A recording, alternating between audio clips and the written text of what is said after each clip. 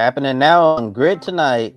Wayne Taylor Racing with Andretti Global confirmed its two IMSA endurance drivers. What happened to the Formula One driver who was set to race in the Rolex 24 at Daytona? Kyle Larson and Brad Sweet have big plans in dirt racing. What are they up to, and could they compete directly against the World of Outlaws? Corey Heim was penalized for retaliating against Carson Hocevar. Does this send a message to the Truck Series field heading into 2024? Hello to all our viewers watching here in the United States and around the world. Welcome to Grid Tonight, your weekly motorsports news program. I'm Kobe Lambert from the Podium Finish. With me tonight, Isha Azim from Racing with Isha and Matt White from Grid Endurance Performance Index. We encourage everyone to comment in the chat below, ask questions, and consider supporting us through the Super Chat feature. Also, a special hello to everyone who attended the Women with Drive 3 Summit at Phoenix Raceway. Today was the second day of a fantastic event for women in motorsports globally. A link to their channel in the video description below. And now, Isha, take it away with our top story this evening. Yes, Kobe. So for our top story today, we have Wayne Taylor Racing with Andretti Global announced its two endurance drivers for the 2024 IMSA season. Now, previously, it was announced that the team would expand to a two-car operation with Ricky Taylor and Philippe Albuquerque in the number 10 Acura. Now, Jordan Taylor is returning to his father's team after his stint as a Corvette racing factory driver, joining forces with Louis Delatraz in the number 40 Acura. Toyota Gazoo racing driver Brendan Hartley returns to the number 10 for the endurance season, despite concerns about Toyota not allowing him to come back. Colton Herta will not be with BMW anymore. He is staying in the Andretti stable on the sports car side of things too. Graphic courtesy of WTR Andretti. Now, for this first question, Kobe, I'll start with you. Does the addition of Hartley make the number 10 Acura an early favorite to win Daytona? And were you surprised by Herta's BMW departure? Yeah, it started with Hartley. I was a little surprised to see Brendan back in the lineup because I know Toyota has like strict rules with Mike Conway, who wasn't able to return to the Action Express racing team for whatever reason, and then Kamui Kobayashi, who's also the team principal of Toyota Gazoo Racing now, and a driver as well. He wasn't able to return as well to IMSA and at the top level of sports car racing there, but Brendan Hartley. It's a real interesting case here. I'm not sure what makes Brendan Hartley any different from from Mike Conway or Kamui Kobayashi, but I guess that's an interesting question. We'd have to ask Toyota. But yeah, Brendan Hartley is very very quick in anything he gets in. I think he's a fantastic addition for the Enduros this year, and I think that number just got even better having him as their third driver this season. And in regards to Colton Herta, yeah, I was a little surprised to see him leave BMW because he's been a BMW sports car driver for the longest time. But I guess I can say I'm not surprised either, because it just makes sense for Colton Herta to be under one roof, and Andretti Global on the IndyCar side of things, and now Andretti Global on the sports car side as well. So I think it's a lot easier for Colton Herta, to be with Andretti on both open wheel and sports cars rather than go over to the Rahal team in sports car racing. But overall, I think Wayne Taylor Racing did a really good job with his driver lineup for 2024. Yeah, absolutely agree, Kobe, with the points on Herta. Just keeps the Andretti drivers in there rolling along nicely. Interesting to see who BMW pick up in response to losing Colton. And interesting to see if they bring any fourth drivers for Daytona, because we sometimes see, or have traditionally seen for the last few years, those top teams running four drivers for Daytona especially, and then they go down to the three drivers for the rest of the Michelin Endurance Cup. So good to see Colton in the race for a start, and both of those lineups are stellar. That 10 team exactly the same as it was for the Endurance Cup this season. And yeah, it is interesting that Hartley gets the nod from Toyota when other drivers, as you mentioned, Mike Conway, are not. But he's added another trophy to his cabinet this week, as Brendan, we'll talk about that later on in the show, and got on the podium with that team last year. So looking forward to Daytona. It's going to be a good, always is a great start to the year, and with the addition of a lot of teams and drivers coming into the series, which we'll talk about a bit more when we get to the news headlines later on in the show.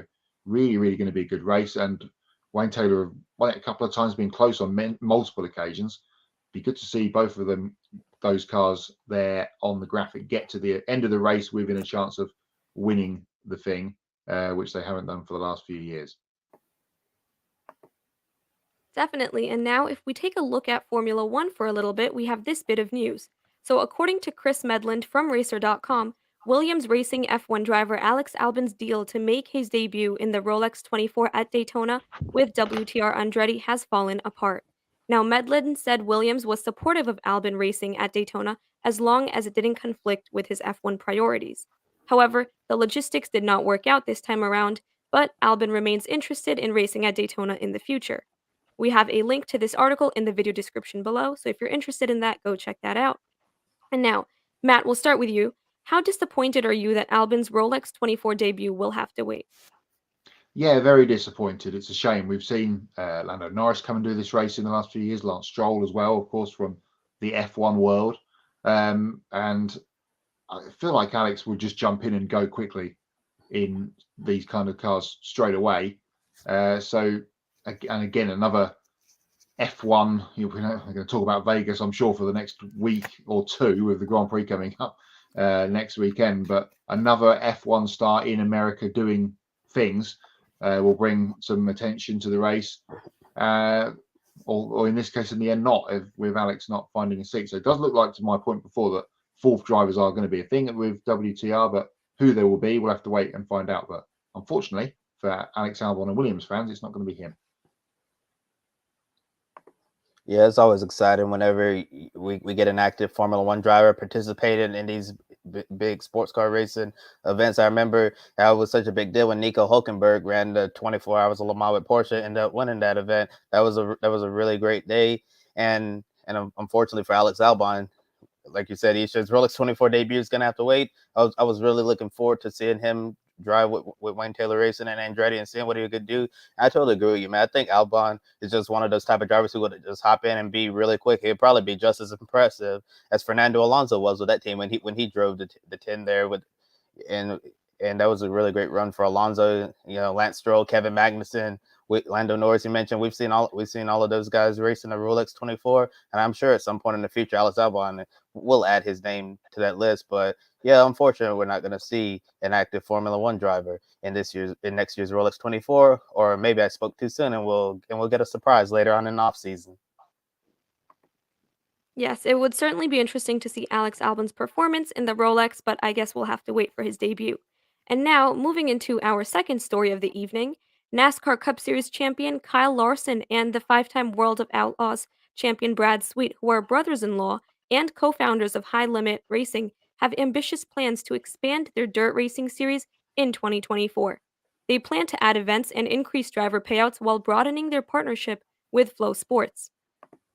The midweek racing series will increase to a 50-plus race schedule, with driver payouts increasing by more than $5 million. High Limit Racing also signed a multi-year media agreement with Flow Sports, which now has a minority equity stake in the series and will continue to live stream the races on Flow Racing. Now, Larson and Sweet intend to make this a national sprint car touring series that's more financially viable for the teams and drivers, including a greater spotlight on their events through their partnership with Flow Sports.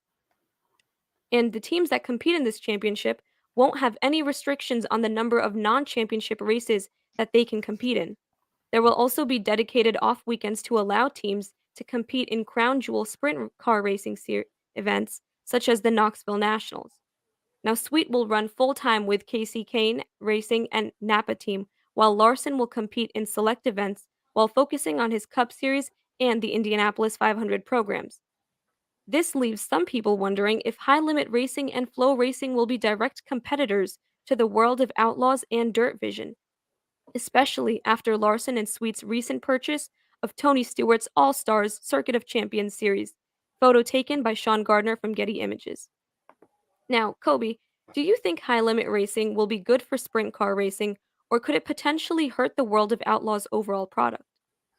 I think we can safely say that Young Money and the big cat Brad Sweet's making some big moves here in the world of sprint car racing. I was really surprised to see them take it to this level so soon, but they had a lot of success this past season. You know, just running a lighter load, I guess you can say, and it's really smart what they did when you really think about it. Basically, do a test run, see how it goes, see the potential, develop a vision of what this can be, and then take it to the national level like they're going to be doing in 2024. And we all know Kyle Larson for all of his great accomplishments on the racetrack. A lot of people consider him to be one of the most talented race car drivers, not just here in America, but around the world. And yeah, Kyle Larson can continue to obviously build his legacy as a race car driver, but this could be another part of that legacy. Kyle Larson as a business owner of a high profile sprint car racing series, and we know how much dirt racing really means to him and Brad Sweet as well, his brother-in-law.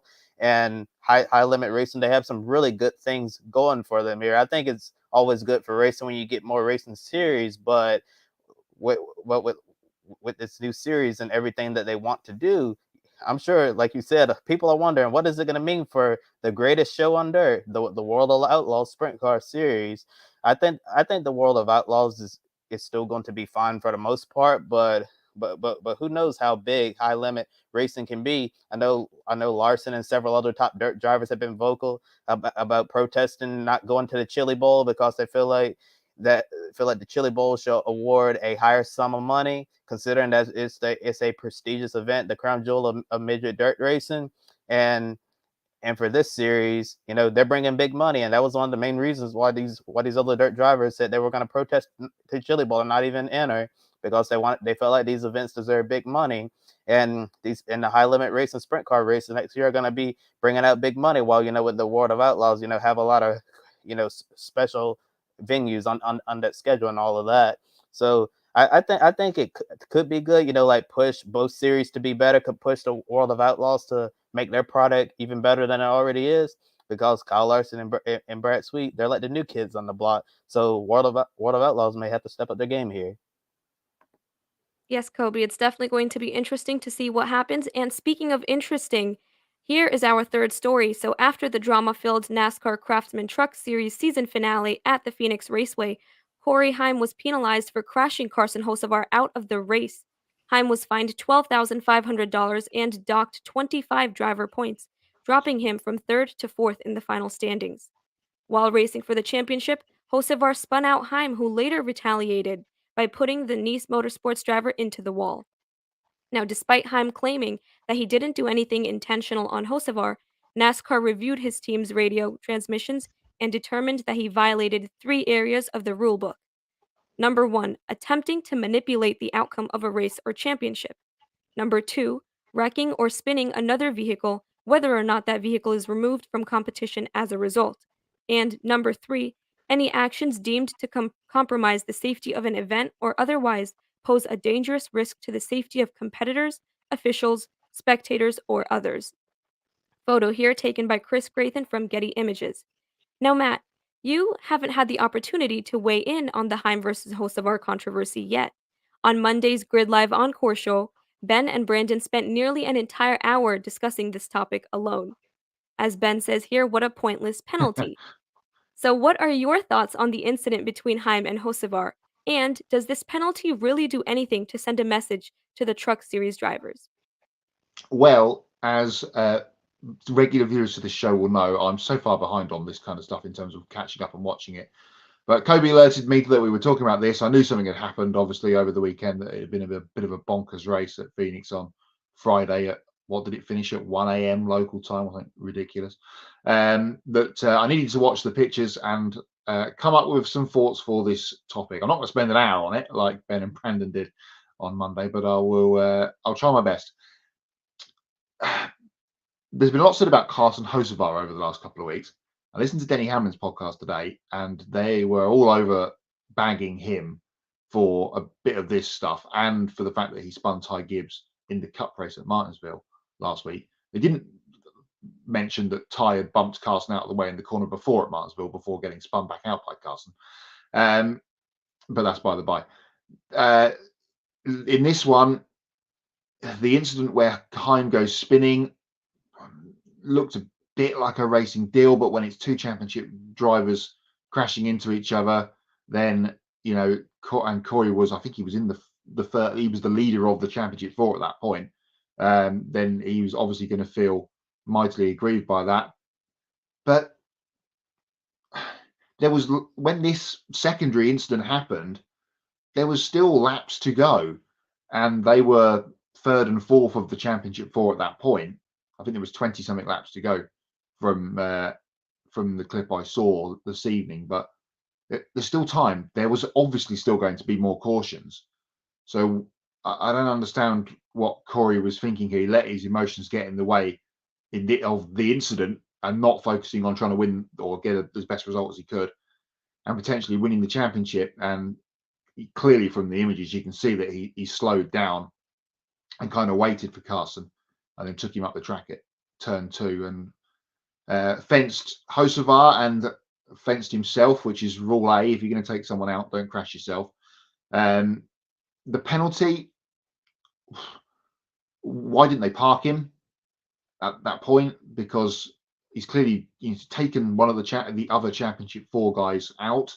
If that had been a non-championship runner, say a Stuart Friesen or a Matt Crafton at that point that had crashed Hocevar if something had happened earlier in the race, they probably would have got parked. So, if Heim had then gone on to win the race and or the championship, whichever way it ended up falling, then what do they do then in terms of giving him a penalty? But the money is nothing, but the points penalty just puts him back to 4th position in the championship standings, which, as Ben says, is absolutely pointless. Just why that? But I guess they've shown to be proactive in doing something. And as I said to Kobe before we went on the air, with what happened at Martinsville last week in the Xfinity race and this crazy truck race on Friday, you kind of feel like, thank goodness it's the end of the season, so all these guys can go and cool off somewhere and get it out of their system before we get back to Daytona in February. Definitely, Matt. And now, before we continue, we have some comments in the chat room. Behind the mic says, well, it did cost Heim a spot in the final championship standings, so a monetary fine plus the money lost with that lost position. And Ben replies, fair, but Heim is one of the top Toyota prospects.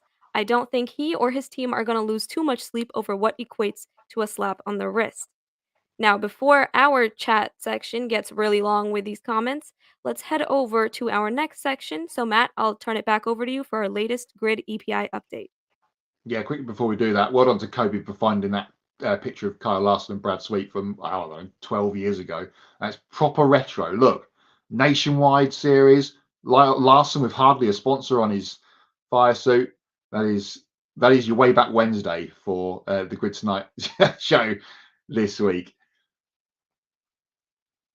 But let's talk EPI because we had a big weekend in the standings at the weekend. 2 races to tell you about as I flash to get the stuff up on my phone so I can tell you about it.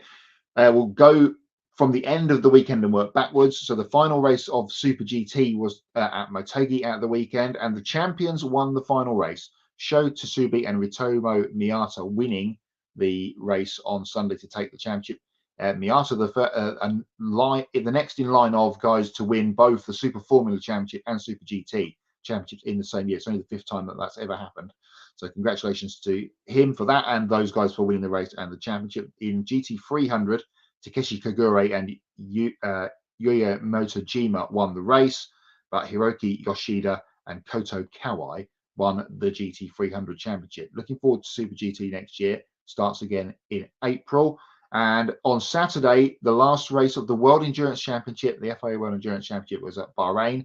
8-hour race. We've been pumping this one up for a little while because it had massive effect on the EPI standings, which we'll bring you in a minute. Tell you about the results first. Congratulations to Toyota. They won the Drivers' Championship and they got a 1-2 in the race. Sebastian Buemi, Rio Hirakawa and Brendan Hartley, who we've already talked about on the show tonight, the winners of the race and the championship. In LMP2, their final race at world level, Rui Andrade, Robert Kubica and Louis Delatraz, another name we've mentioned on the show already this evening, winning for WRT and a 1-2 for WRT in that race. They also took home the championship. So after all the things that Robert Kubica has been through in the last 10 to 15 years, he's now a world champion. So that's great to see. And the biggest story of the weekend and probably the season, and I'm going to talk about it more in hot in a little while, Michelle Gatting, Rahal Frey and Sarah Bovey winning for Iron Dames in the final GTE race ever.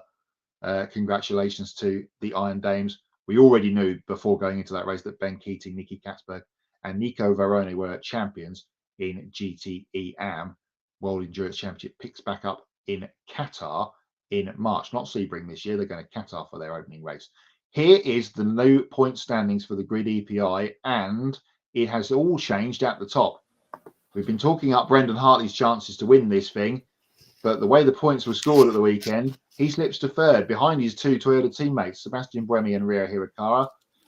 They are now joint top with 9 EPI scoring races to go. We don't have any coming up this weekend, and then we go to Macau in a couple of weeks for the GT World Cup for the return to the Macau Grand Prix. So looking forward to that. It was all between Hartley and Kobayashi, or so we thought at the weekend. If Kobayashi's him, Conway, and Lopez had won the race, Kobayashi would have been champion of the grid EPI. So provisionally, Sebastian Buemi and Rio Hirakawa, the world champions, 2 of the 3, are going to be the EPI champions as well for 2023. Congratulations to Toyota on winning the championship. They won every single World Endurance Championship race, apart from the big one at Le Mans, of course, which fell to Ferrari. So that is, I think, unless something drastic happens over the next couple of weeks, going to be your final positions for the EPI top 10 with only 9 scoring races to go. That is the top 50 as it stands. There will be some moving and shaking going on in that. As I mentioned, no scoring races to come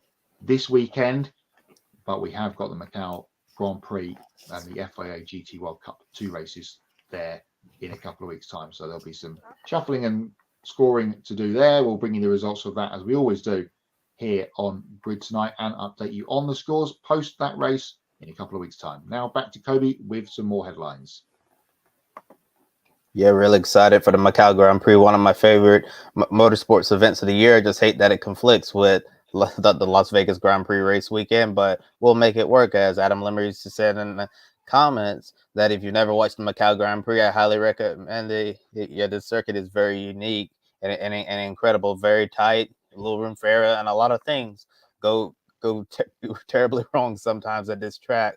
And definitely pay attention to the main event, the F3 race, because whoever ends up winning that race ends up having a great career. And if you just go back and look at the past drivers who compete on this circuit, you'd be very, very impressed. And now time for some more motorsports news from around the world. At the beginning of the show, we told you about the Women with Drive 3 Summit at Phoenix Raceway in front of a sellout crowd. People are there to listen to industry leaders and the importance of having a strong female presence in motorsports. Some familiar faces attended, like Aaron Vogel, Pippa Mann, and our own Amanda Kaufman. You can view day 1 of the summit on YouTube, including today's festivities. We encourage you to listen to some fascinating stories, such as NASCAR President Steve Phelps discussing 2020 and calling Brad Doherty to inform him about their decision to ban the Confederate flag, plus a great panel called Global Impact of Women in Motorsports, with talented women sharing advice, their own personal struggles, and inspiring words for all. The 2024 summit will be held at the iconic Indianapolis Motor Speedway. Don't forget to click the link in the video description and use the hashtag WWD3 to find posts from this year's summit. And then a change of plans. United Autosport signed Nico Pino to its LMP2 driver lineup in IMSA for 2024. Originally, Alex Quinn was going to join Ben Keaton and Ben Handley for the endurance races, but Quinn's FIA driver rating got upgraded from silver to gold. This made Quinn ineligible to be a part of the lineup, so the team decided to replace him with the rising prototype star in Pino. Team CEO Richard Dean said Pino has been one of the standout drivers in IMSA and the ELMS in recent seasons and feels delighted to have him in the organization's first full season of IMSA competition, graphic courtesy of United Autosports. With Myers Shank Racing's IMSA GTP program coming to an end, Colin Brown finally found a full-time home for next season. Brown will team up with CrowdStrike Racing by Algarve Pro Racing and co-driver George Kurtz, who Brown won the program title with this year in GT World Challenge America. The two also won the program class together in the 24 Hours Le Mans alongside James Allen. Brown said the dedication and professionalism of CrowdStrike is unmatched and looks forward to stand on the IMSA grid full-time next year. Graphic courtesy of CrowdStrike Racing. Stewart Haas Racing bound Josh Berry will get a head start on his new job. Berry will enter 3 late model stock car races at the end of this year, driving the number 62 Ford for Kevin Harvick Incorporated KHI. The car was built by Berry's new crew chief, Rodney Childers. That was raced by Harvick earlier this year at North Woodsboro, and Lane Riggs also got behind the wheel. Berry will compete in this weekend's Fall Brawl at Hickory Motor Speedway, then the South Carolina 400 at Florence Motor Speedway, and the Thanksgiving Classic at Southern National Motorsports Park. Respecting outgoing boss and longtime supporter of his career, Berry called Dale Earnhardt Jr. and JRM executive L.W. Miller to get their blessing to compete with KHI to start building chemistry with Childers ahead of their 2024 Cup Series campaign.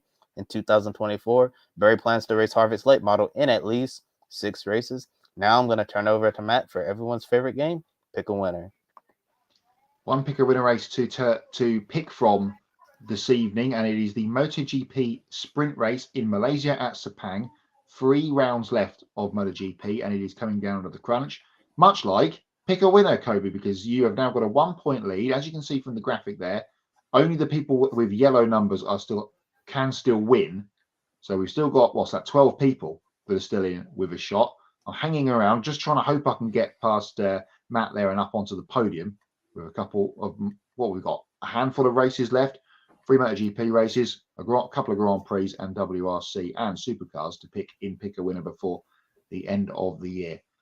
I'm going to continue to roll with my man that keeps picking me up points for pick a winner MotoGP. I'm going to stick with Jorge Martin, who got engaged last weekend in the break between the races. So congratulations to Jorge, and he is going to win the Sepang sprint race on Saturday. Yeah, everything seems to be going right for Jorge Martin these days, and it's been amazing to watch the trend in pick a winner from the beginning of the MotoGP season towards the end. Because remember, for all these sprint races, it was Pecco Bagnaia this and Pecco Bagnaia that, but Pecco Bagnaia peaked very early, and now Jorge Martin has all that momentum. So I'm going to keep rolling with him as well. I think Jorge Martin is going to keep the good times rolling and win the MotoGP sprint race in Malaysia at the Sepang circuit. And Adam Limerick agrees with us. Jorge Martin is his pick for the MotoGP sprint race as well. And now I'm going to turn it back over. And now I'm going to turn it back up. And I'm going to turn it back over to you, Matt, for Hots and Knots. This chat room is really busy tonight. Yes, Ben, a close championship without gimmicks and playoff. It's good. Pecco Bagnaia had a 60-point lead before he fell off at Barcelona at turn 1 with that huge high side before he got run over by Brad Binder. It looked like it was all over, but it's back on again in MotoGP. They've got Malaysia this weekend, Qatar, and then the finale at Valencia, back to back to back.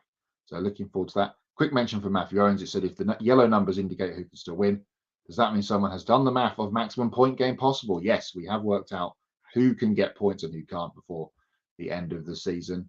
The Supercars Sunday race, I believe, will be the last pick a winner race if my calculations are correct. Oh no, won't it be Abu Dhabi, because that comes after it during the same day.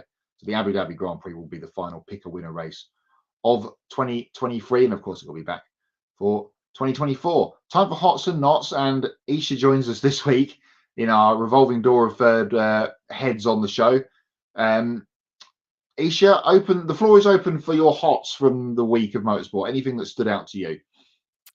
For the hots, it's actually sort of related to what my knots is, so I guess I'll just say them Okay. both now.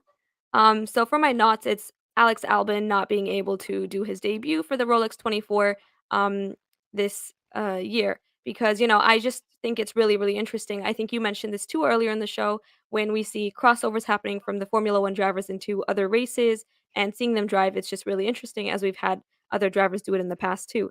So for my hots, I'm kind of breaking the rules here, but, since it's only one of my first few times on this show, I You go I for hope it. I'm allowed to do that. For my hots, I'm gonna stick with my knots and say that seeing him do it in the future is what I would say, is what I would pick for a hots because I know that he's interested in doing the Rolex 24 and, that he will be able to do it sometime in the future, so that's what I'm gonna say. He's got some experience in that kind of racing. He was not many people will remember because not many people watch DTM, and David Croft never mentions the fact that Alex Albon, when he took a year out, did win a race in the DTM in that year. So he has some sphere of GT racing behind him. So yeah, hope Alex can get a ride at some point soon. Maybe it might still come off, as Kobe mentioned, for next year. We'll keep our fingers crossed. Hots for me from the weekend. The Cup race I thought was just fascinating, so tense towards the end with Blaney running up behind Ross Chastain. Was he going to pass him? Then he tried to bump him out of the way. Larson was coming. It was all a bit frantic towards the end, but congratulations to Team Penske and Ryan Blaney getting the victory. But obviously the hottest hot of the whole of hot year was Iron Dames winning in Bahrain on Saturday. It's just brilliant. I'm sure it'll be talked about in the Women in Motorsport show coming up, but Michelle, Sarah, and Rahal have just done such good for women in motorsport over the last 2 years, winning in ELMS last year. They've been on pole positions and battling for the championship all year in the World Endurance Championship, and to finally go to win in the last GTE race in a Porsche, which they kind of had to beg, borrow and steal from this year before they head to Lamborghini next year, because they've been running Ferraris for the last few seasons. Just a brilliant story. It's not getting enough coverage, frankly, across all of media. I just thought it was superb. Not or one big not really from the weekend, aside from the horrible truck race, was the fans at Brazil. Unfortunately, the roof coming off the grandstand on Friday was scary, and thankfully no one was injured in that, because that could have been really bad. But B, them getting on the track before the race had finished on Sunday, that you've bought a ticket to watch the race, you have not bought a ticket to trespass. You have not bought a ticket to trespass on a live action track. It says on the back of the ticket, motorsport is dangerous. And the fact that the video that was going around was just security guards just standing there idly by, watching them jump over the fence. Big questions need to be asked from the Brazilian organisers about all of that stuff.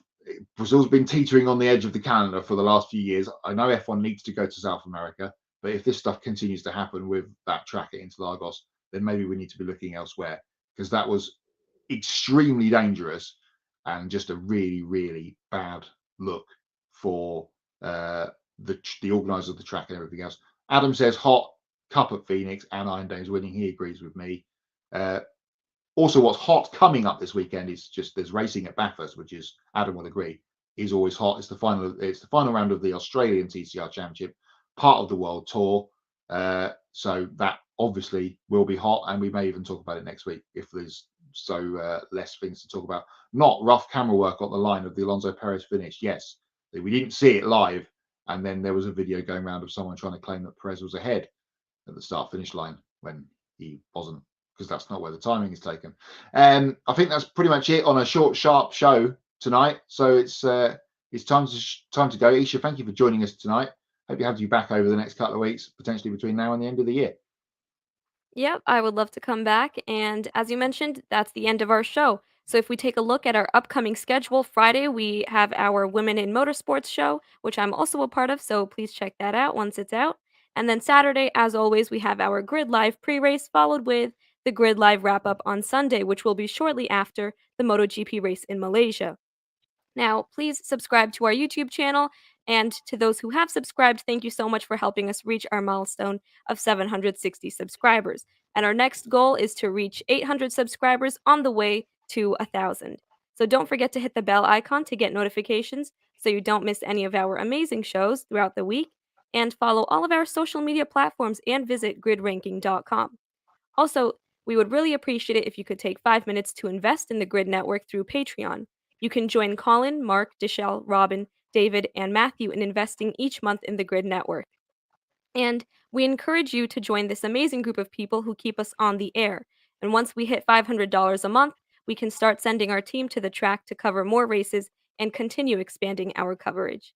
Link in the video description for our Patreon channel.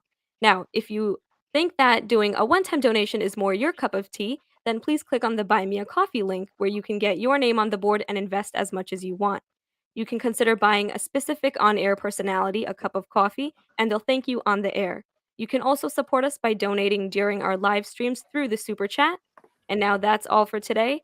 We are Kobe Lambeth from The Podium Finish and Matt White from Grid Endurance Performance Index. I'm Isha Azim from Racing with Isha. Thanks for watching, and we'll see you all next time. Thank you for watching us right here on YouTube. Be sure to subscribe and check out some of our other videos, including Life on the Grid, where we interview folks from the motorsports industry. Thank you for watching. We'll see you next time.